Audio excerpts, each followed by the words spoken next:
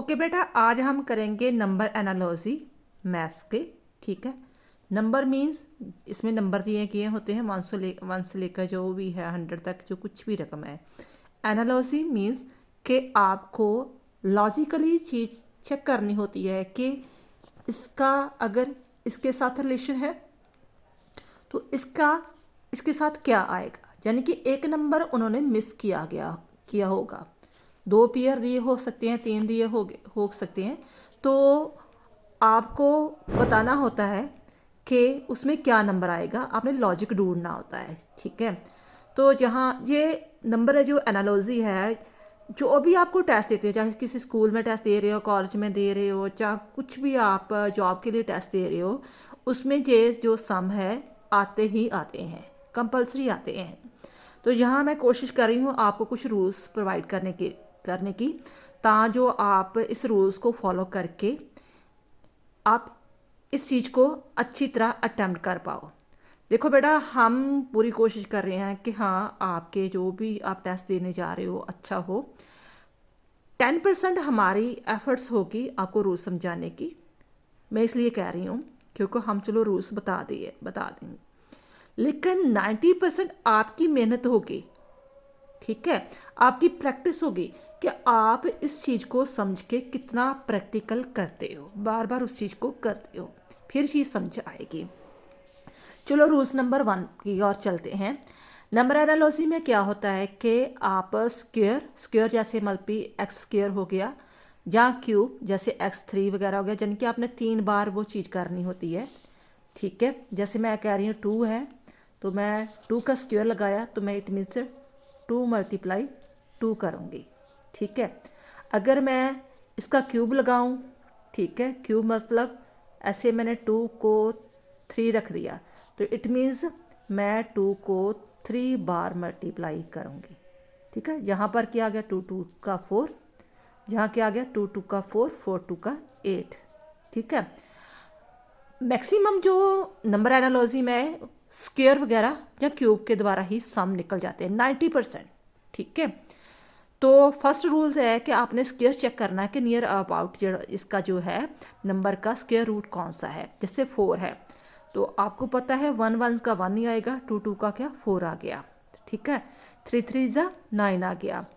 तो it means जहाँ पर क्या है 5 5 ज़ा 25, तो नेचुरली नेक्स्ट क्या आएगा 7 7 ज़ा 49।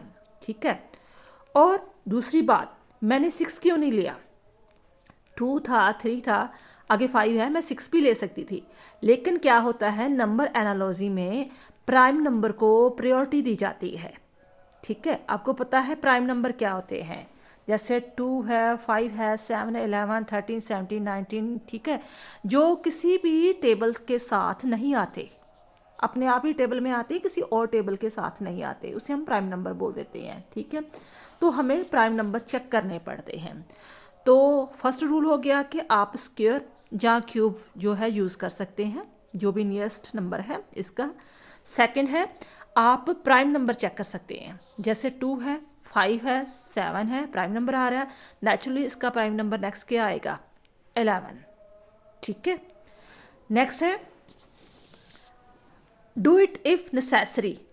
अगर आपको लगता है कि हमारा स्क्वायर करने के बावजूद भी या क्यूब के द्वारा सम निकालने के बावजूद भी या प्राइम नंबर निकालने के बावजूद भी आंसर नहीं आ रहा, तो हम करना स्क्वायर है, ठीक है, उसके बीच हम प्लस माइनस मल्टीप्लाई या डिवाइड को यूज़ कर सकते हैं। वंस अगेन स्क्वायर हमने 90% यूज़ करके देखना ही देखना है हर चीज़ में। अगर प्राइम नंबर नहीं है तो हम उस चीज़ में प्लस माइनस मल्टीप्लाई या डिवाइड कोई भी एक साइन को यूज़ करके देख सकते हैं। आपकी प्रैक्टिस पर डिपेंड करता है।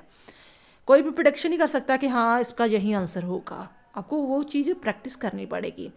जैसे यहाँ है बेटा, ठीक है, 182 आया है तो मुझे पता है कि 182 नियर अबाउट ये है 40 14 द 196।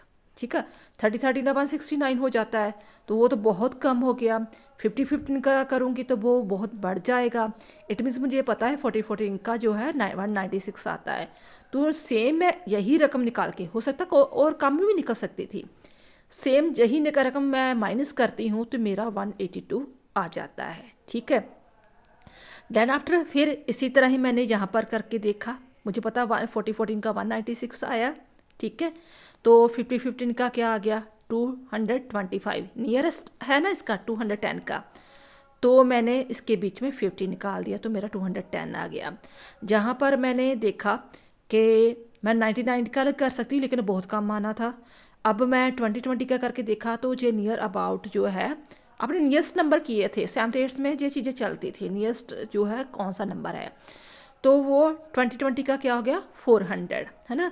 तो जितनी रकम थी उतनी मैंने माइनस की, क्योंकि रूल्स क्या चल रहा था इसमें कि जितनी से मैंने स्क्वायर किया उतना मैंने माइनस किया, जितना मैंने स्क्वायर किया उतना माइनस किया, जितना स्क्वायर किया उतना माइनस किया, तो मेरा 380 आ गया। इट मीन्स पहले तो मैंने ये चीज़ कर ली, दूसरी मैंने क्या देखा कि इसके बीच में अंतर कितना है, 15 और 20 के बीच में अंतर कितना है 5 का, ठीक है। रूल्स मैं यही अपनाऊंगी, ठीक है, कि जिस रकम को मैंने वही स्क्वायर करूंगी तो उसी से बीच में निकालूंगी, लेकिन मैं डिफरेंस कितना रखूंगी दोनों के बीच में -5। तो नेचुरली 14 के बाद कितनी रकम आएगी कि मेरा -5 हो 19, है ना। तो 90 से मैं अगर 14 निकालूँ तो 5 माइनस हो जाते हैं ना, तो 19 का क्या हो गया 361, तो फिर उसके बीच में मैंने 119 निकाला तो मेरा आंसर आ जाएगा 342, ठीक है। नेक्स्ट ये हमने 2 रूल्स पढ़ लिए, ठीक है, 3 सॉरी, कि एक तो हमने हर चीज़ में स्क्वायर करके ही देखना है नियरेस्ट रकम में, ठीक है, स्क्वायर करके देखो या क्यूब निकाल के देखो। दूसरा हम चेक करके देखते हैं कि प्राइम नंबर तो नहीं है, ठीक है। थर्ड अगर दोनों चीज़ों के द्वारा नहीं आता तो हम स्क्वायर करके उसमें प्लस माइनस मल्टीप्लाई या डिवाइड कर सकते हैं।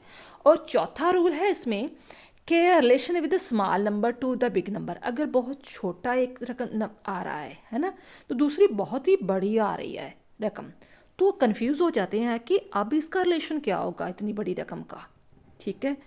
तो वहाँ पर हम क्या ट्रिक अपनाएंगे कि मैं इसी चीज़ को, हो सकता है किसी और चीज़ को भी कर सकती हूँ वैसे जब आंसर निकलता हो, पहले मैं इसी चीज़ को करके देखती हूँ जो मुझे प्राइम नंबर दिए हैं, ठीक है। मुझे पता है 5 का 25 होता है, 25 को मैंने नेक्स्ट जो रकम है 5 के आगे कौन सी 6 है, तो 25 को 6 के साथ करके देखा तो 150 आ गया। और भी कई मेथड निकल सकते हैं, आप कर सकते हो, ठीक है, अगर आपका इस जहाँ पर जो ऑप्शन दी है उसमें आंसर है, ठीक है। तो सेम मैं वही चीज़ करूँगी जहाँ पर 6 का क्या हो गया 36, तो मैंने जहाँ एक बढ़ाया था तो जहाँ पर भी 6 से एक बढ़ाऊंगी तो क्या 7 हो गया, 6 का 36, 36 से 7 मल्टीप्लाई किया तो मेरा आ गया 252। अब आपके लिए ये सम है कि जहाँ 25 है जहाँ 37 है, ठीक है, इनका रिलेशन कैसे है, ठीक है, कितनी रकम बढ़ाई कि जहाँ पर 37 आया। इसी तरह ये 49 है और यहाँ 65 है, तो आपने ये बताना है कमेंट बॉक्स में ये जहाँ पर 65 कैसे आया। आई होप ये आपको चीज़ अच्छी तरह समझ में आ गई होगी। एनालॉजी से रिलेटेड कोई भी आपको कोई और चीज़ समझनी हो तो आप कमेंट बॉक्स में लिख सकते हैं, या कुछ भी मेंटल एबिलिटी रीजनेबली या कुछ भी, जैसे आपके नेट के टेस्ट आ रहा है दिसंबर में, तो पॉलिटिकल साइंस से रिलेटेड कुछ समझना है, रीजनिंग समझनी है, तो आप लिख सकते हो कमेंट बॉक्स में। थैंक्स बेटा।